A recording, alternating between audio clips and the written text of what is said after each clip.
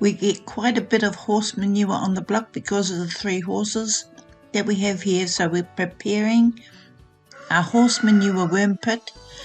We're going to put the manure into this pit with some grass clippings and let the worms turn it into vermicast. It'll take about 3 months, I think. We'll use the vermicast in and around the vegetables, around the trees and so on that we have on the block.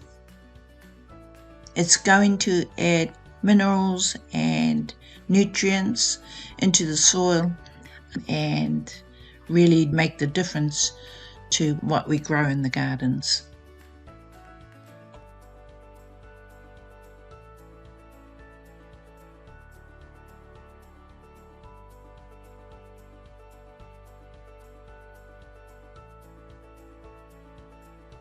Dig the pit 1 spade blade deep and 1 metre around each of the 4 sides. The temperature for the worms should stay constant. They don't like it too hot and they don't like it too cold.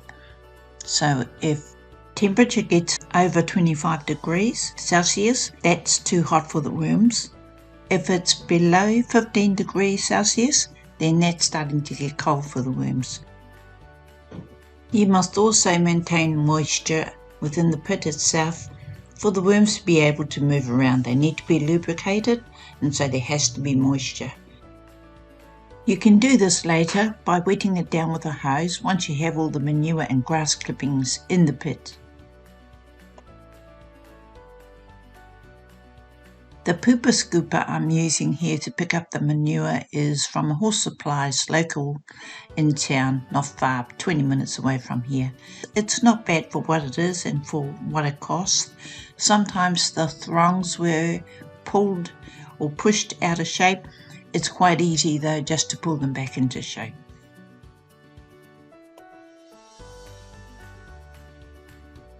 The wheelbarrow is a nice heavy duty wheelbarrow. It was bought from Mitre 10 for about $120, but it is very sturdy, very tough. It gets knocked about with all the chores that we do on the block, so we need something very strong in terms of wheelbarrow. And we actually have 3 of them so that we have enough when we have volunteers and so on here at the block. The name of the block, by the way, is Ngapeke 7, and it's the home of Ngapeke Permaculture.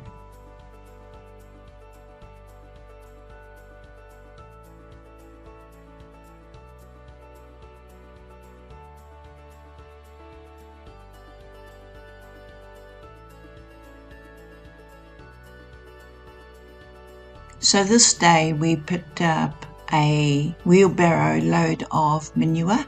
There's plenty out there in the block, but we'll go back another time. But for today's demonstration, we'll just take 1 wheelbarrow load of horse manure back to the pit.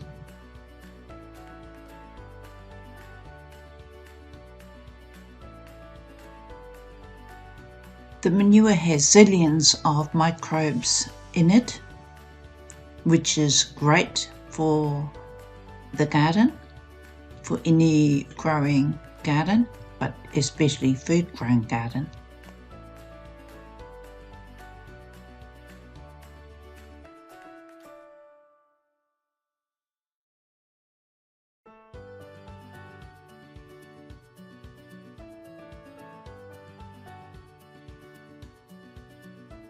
This is Ray. She's intending on enrolling with Waikato University to study soil science, among other things.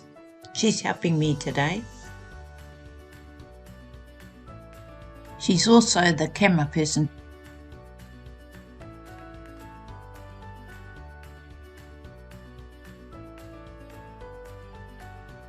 It's my intention to pass down what I know to the younger people in particular. It's important that they have this information moving forward in the future. With the way that climate change is affecting everything around the world, it's really important that young ones feel like they are helping the situation in one way or another. Food security is going to become a big deal in not the so distant future. So we have to be ready, and this is my way of ensuring that there are these skills in the community who can pass this on to others. Growing our own food is too important to not do it. So that's my intention.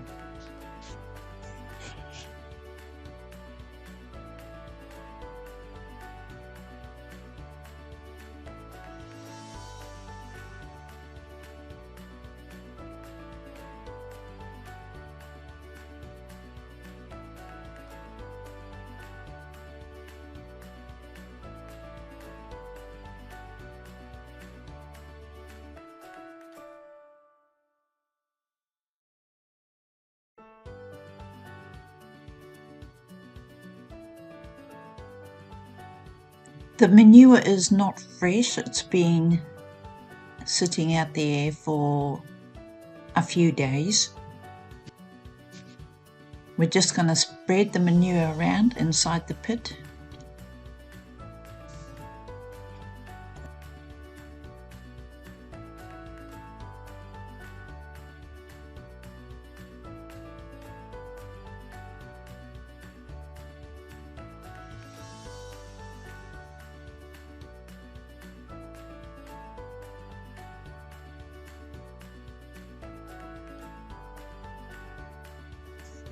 Horse manure is unlike cow manure. You can still see the grass blades and so on.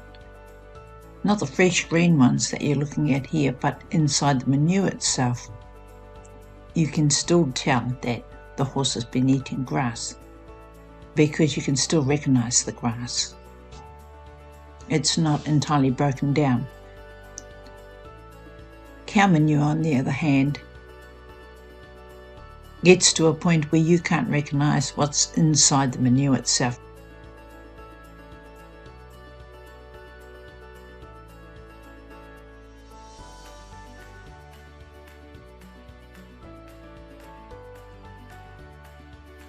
This is a pile of aged grass clippings.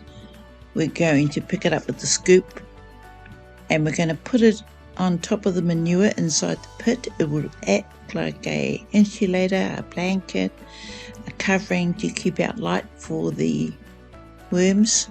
They do their work better in a dark place. The worms are part of a big soil community, including other microbes, and they certainly do the best job at turning organic matter into rich, nutritious soil for plants. The horse manure is the bulk of the organic matter inside the pit, but we'll continue to add grass and even vegetable scraps to give the worms a variety of food.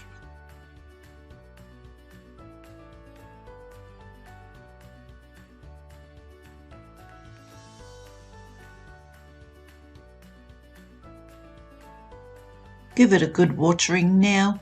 Make sure it's wet all the way through the pit and the contents. When we want to harvest worm tea in about a couple of weeks' time, we can take some of that contents and put it into a bucket with drainage holes in it. The size of a nail head for each hole would do the trick. Then we would run the hose through the bucket, bringing all the worm tea with it as it's draining through the bottom into a dish. Then empty the contents of the bucket back into the pit. Use the worm tea to water your plants and use the Vermicast to add to the soil around the bottom of your fruit and veggie plants.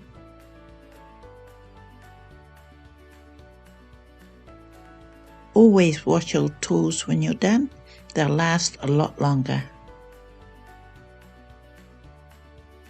Just to note that the worms that are in the pit are actually your common garden worms or your soil worms. They're not the tiger worms, although at some point I might add tiger worms to the pit, but for now it's just the common soil worms.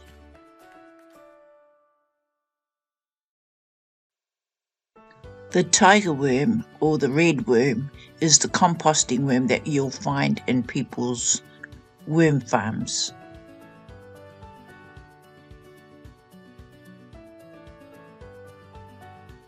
Just one more job, and that is to cover the pit. In this case we're using some corrugated iron that was lying around. We cut it with a grinder to size out of one big piece. I think we got 3 pieces out of one long piece.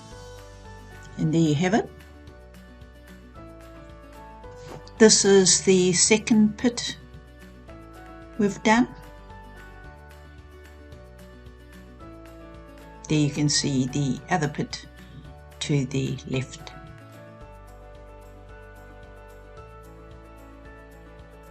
Please like, share, subscribe and push the notification bell to be notified of the newly posted videos.